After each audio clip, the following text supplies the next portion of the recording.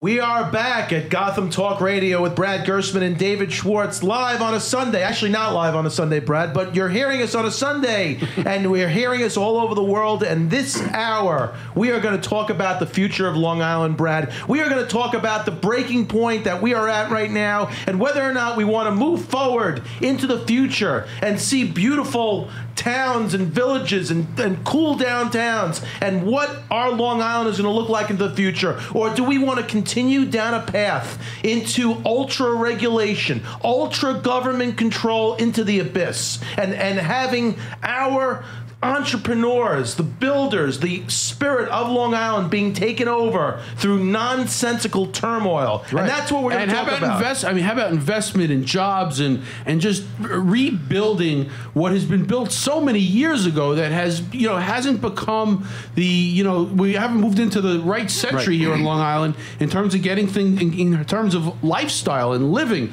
and having the right amount of housing for people so we can help develop other businesses and have people here. We have tremendous universities, but we have nowhere to live. And we have a solution sitting in our radio station right now. Brad, please introduce to the world our esteemed guests. Sure. Well, we have from Renaissance the terrific dynamic duo, but the principal here is Don Monty. Don, pleasure to have you. Pleasure to be here. Palanca. Both have been very, very active throughout Long Island in all the different circles, with so many projects out there on the table and ready to get kicked off. And they're so innovative, and we were fortunate enough, Dave, that we were able to get a front row seat to look at these projects and understand what it would do for the economy and what it would do for lifestyles of people who are living here on Long Island. So, Don, why don't you help us out here? Give us your vision on development here on Long Island and what Renaissance is trying to do.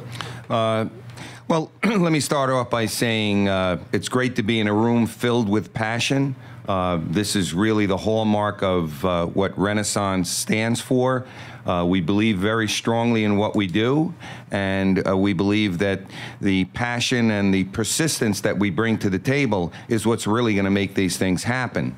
What does Renaissance do, and how do we do it? I'll begin with what I say everywhere I go, and that is that I'm a self-proclaimed recovered developer. For 35 years, I did all the things that I now shy away from, and they all revolved around suburban sprawl. I've come to the conclusion that suburban sprawl is the largest failed experiment socially in the history of this country. And what I subscribe to now is the fact that we must grow. If we don't grow, we die. Sure.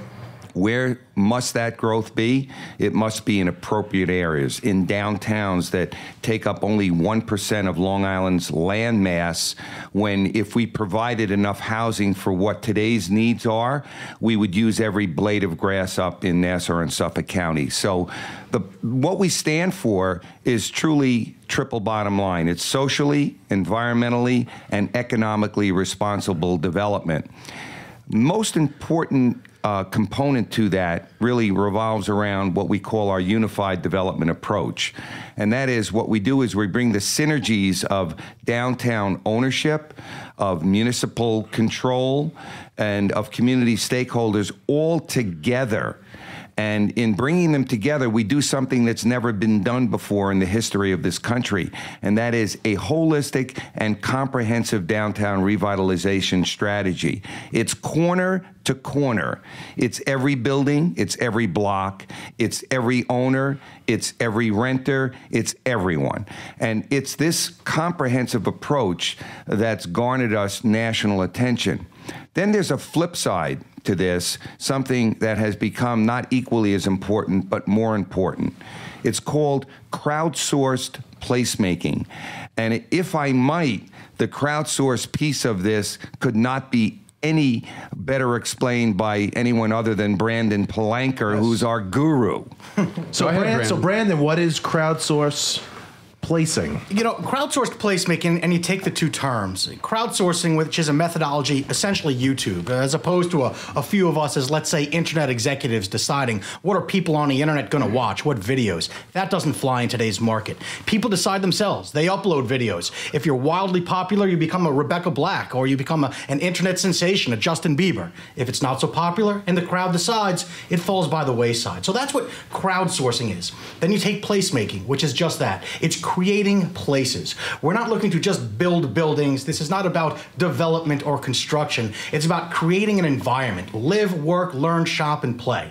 So when you combine those two, the idea is, how do you create a place that's organic, that truly comes from the desires and wishes of a community? But let's face it, on Long Island, a community that may not know how it can be done right, because all we know is suburban sprawl. We don't understand what a true mixed-use, transit-oriented setting is. So this is how the crowdsourced placemaking works. It's a grassroots social media campaign.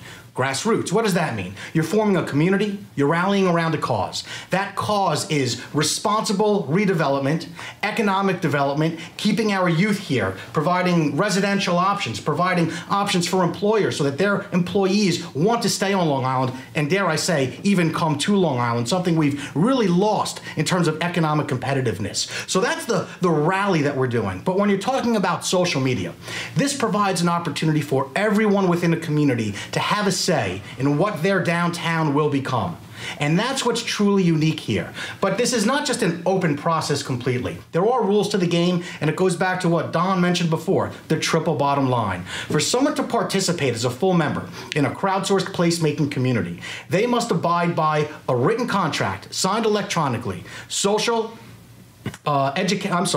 environmental, and economic responsibility. That's the rule of the game. And what do? They provide ideas. They literally upload images and pictures of things they would like to see downtown. Maybe it's a public square or a piazza. Maybe it's a cafe or a bookstore. We started this off Long Island in Bristol, Connecticut, have almost 1,000 members within this community that have rallied around a cause and understood what they'd like to see downtown, and in an iterative process, not just educational, but 2 ways we've helped explain to that customer base, those members of that community, how do you get there? So they provide the ideas, we work with them on how to implement those ideas. The community is part of creating the plan, but they also understand what's necessary to make that plan sustainable. So now that we know what the plans are, what your objective is, tell us specifically some of the locations that you're working on. And then tell us, exactly where you are, because some of the things that we talk about here on Gotham Talk Radio is how hard, how difficult the opposition to any kind of innovative idea on Long Island. Okay, and we can say that. Okay, you obviously have to be politically correct, but we are concerned because we are invested in Long Island, and we don't see good ideas moving forward. We're seeing nothing moving forward, and instead, this part of Long Island, this part of New York State, just becoming older and older and older, and young people, young minds are just leaving quickly. So tell us what you're seeing out there. Well, to start off with, I think we have to be honest in our explanation, and part of that honesty deals with what we are suggesting today and what our business model resembles and embodies today is not something that we could have done 5 years ago. And the reason we couldn't have done it 5 years ago is that we did not have the flight of youth that was taking place. We did not have the property value declines that we are seeing today. So Long Island was somewhat insular from problems that much of the rest of the country has faced during cycles, during recessionary times. Long Island has been fairly insular. Now, that's not the case today. So it's that a situation that has arisen where when you feel that people's hurt both their wallet and their heart, their wallet with their rising taxes and home values declining, and in their hearts with their young children leaving the island for places that offer more opportunity. So the attention that we're getting today is far different than we could have gotten 5 years ago. That still does not solve the entitlement challenges that exist here on Long Island. So what we're saying is that the approach that we take is a proven one. It's something that we began in Glen Isle, our project in Glen Cove, which is really where I cut my teeth on mixed-use redevelopment. And we've taken it to other parts of the Northeast, to Bristol, Connecticut, to Waterbury, Connecticut, to Nashua, New Hampshire. And then we brought it back to Long Island. Why? Because the time is right on Long Island. We are very bullish on attitudes today. We are very respectful of people's opinions, but what we do feel is that we are turning apathy into energy. It's the apathy that exists with people who really are in favor of something who don't come out, versus the people who are against something who always come out. So that conversion of apathy to energy is really what the turning point is going to be here on Long Island through our crowdsourced placemaking and through an educational process that will result in people coming out in droves in favor of projects. Well, Donald, Brandon, were you going to comment on that? Yeah, I was just going to say, and in regard to where we're doing this here on Long Island, Don mentioned Glen Cove, the village of Hempstead, tremendous opportunity. I saw the very last vestiges of when downtown Hempstead was still a true hub, but when the malls came and the strip centers and the power centers, it drew that economic energy out of these suburban downtowns, and we didn't have anyone living within these areas to support them. So the economic fabric collapsed, but there's an opportunity now. There's a market for this. The boomers, the millennials, the 20-somethings are dying to have these vibrant mixed-use environments. We're active in Huntington Station, where we're just getting kicked off, and again, a very inclusive process that we're looking. And where can this work? They're looking to do this in the town of Brookhaven and Ronkonkoma, down in Wyandanch, anywhere where you have a downtown fabric, anywhere where you have transit, which is so essential. Our goal, you need a critical mass of energy, of residential, of commercial, that right mix. And we're trying to get cars off the road, create these walkable environments. To do that, you need transit. We have some of the best transit infrastructure in our nation. We are not leveraging that at all. So wherever you have an LIR stop, wherever you have a pocket of parking lots and pavement, that's an opportunity coupled with political will and a community desire for economic development. That's the way that we need to move forward. I think the operative word, Brandon, that you just stated is political will. Absolutely. How are we going to turn around this old school mentality, the towns, the villages, the ownership of these lands, naysayers that just want How status are we quo. going to move them? How are we going to take the energy that's in this room today? I'm telling you, I met Brandon. I was ready to put my head through the wall. This guy got me so freaking psyched up for this. You know, I look at this. I look at what Hempstead could look like one day. And you love the gondolas, Dave, don't you? Well, yeah, that's the only thing that's missing from here is the gondolas. We'll But I think I can work on you guys. But how are we going to move the political, the government of these places? How are we going to move them and move them quickly? Because the exodus is happening as we speak right now. How are we going to move these people? We're doing it by example. The example in Hempstead, we were just featured in the Wall Street Journal about all the good things that are happening in Hempstead. We're going to be doing it in Huntington Station.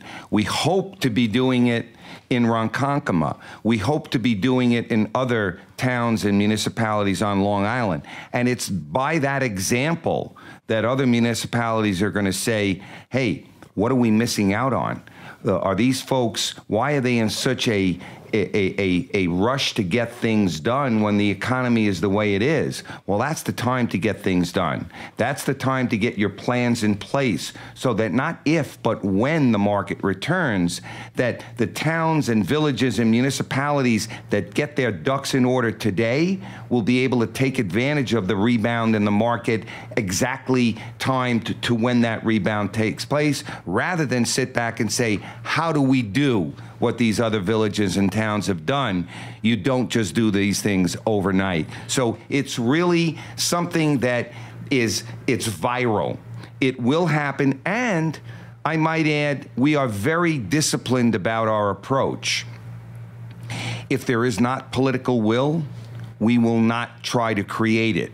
If there is political will, we will show that village or town or municipality how to leverage that political will and show them how to create legacies within each community that they represent. Well, Donald, let's hold that thought. We're going to be coming right back after this commercial break.